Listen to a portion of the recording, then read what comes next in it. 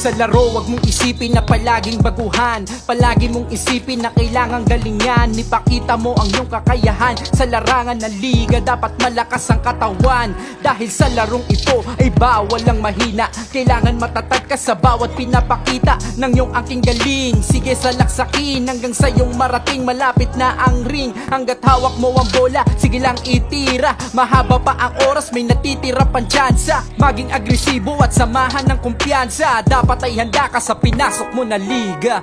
Kaya liga, iyong ipakita sa lahat kung gano'ng kakalupit tumipensa. Iyong ipakita kung gano'ng kagaling. Pag hawak na ang bola, siguradong may mararating. Kaya liga, iyong ipakita sa lahat kung gano'ng kakalupit tumipensa.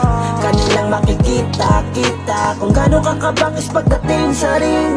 Dito sa Velvet League, sagana sa liga, kaya ang mga kabataan bisyo lang ay bola, malayo sa droga. Dahil layunin namin dito ay magkaisa. Ang lahat ng kabataan na gustong mamulat sa ganitong klaseng laro, basta yung kanyang ginagawa ay galing sa puso. Marunong tumanggap ng pagkatalo't may respeto. Sa bawat manlalaro dyan pa lang ay panalo. Yan ang tunay na sinasabing aspeto.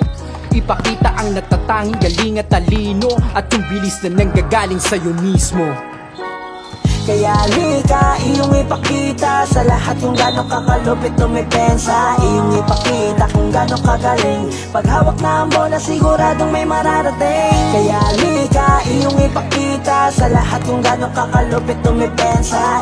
Kanilang makikita-kita kung gano'ng kakabangis pagdating sa ring.